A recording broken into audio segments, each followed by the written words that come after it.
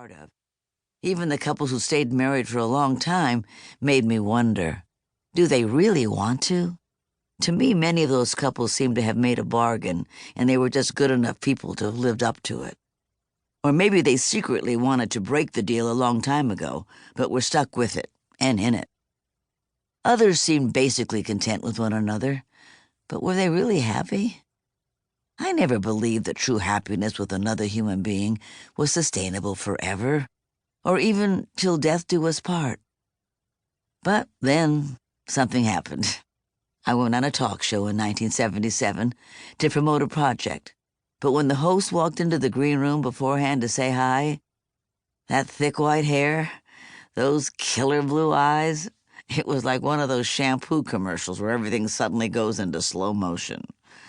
When we got on the air, things got a bit embarrassing. Here I was, this very strong feminist, with all sorts of penetrating observations about equality and gender roles, and pretty much everything that came out of my mouth was a girlish giggle. I'd been on a lot of talk shows by that time, but this felt more like a first date. Phil asked me more personal questions than I'd ever been asked in an interview. He dug in about the men I had dated and asked if there was someone special. He was a man on a mission, a divorced man, I might add, raising 4 boys, his daughter lived with her mother, and I was his eager accomplice. As I look back on it now, it was not professional, but it was honest, a spontaneous chemical reaction. People still tell us they saw that Donahue episode and instantly knew something was going on, and they were right. Phil and I went to dinner the next night, and we married 3 years later.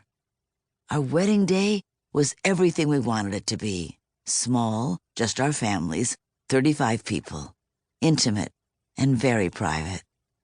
It still feels like yesterday. Over the decades, Phil and I have lived the sweeping landscape of marriage, and sometimes that landscape has had its valleys. But each obstacle we faced as a couple not only helped us find the solution to the challenge, but also strengthened the bond that had brought us together. And then we got a call. It was May 2019, and Phil and I were about to celebrate our 39th wedding anniversary, when the phone rang. I picked up and heard the tearful voice of one of our dearest friends. "We're getting a divorce," she told me, and I nearly lost my breath. She and her husband had been married 28 years. They were good friends, and always good company. This earthquake in their lives shook Phil and me, and many of our friends, too. What happened, we kept asking each other. If it happened to them, could it happen to any of us? Where did they go wrong, we wondered. And more to the point, where did we go right? This heartbreaking event in the lives of 2 of our friends prompted Phil and me to talk about our own marriage. What did we like about us as a couple? What do we still not get right? How far have we traveled since that spring day in 1980 when we made those promises to each other? And what exactly has kept us going year after year? We started to wonder if there really is a secret sauce to a successful marriage.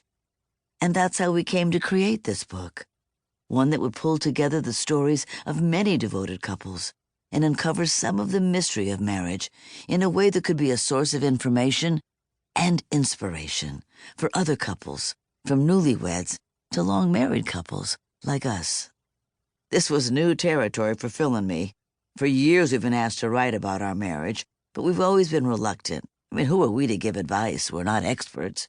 And it's working, so why jinx it? But we're living in a very negative time. A time when we're lashing out way more than we're reaching out.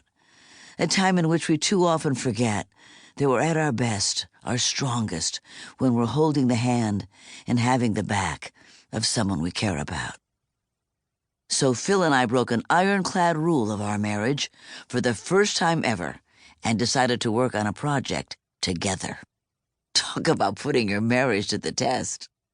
We began by making a list of long-married couples we admired. We thought there was so much we could learn from them about the ways they have made their marriages last. How has marriage made them different people? And what were they willing to change in themselves to accommodate the other?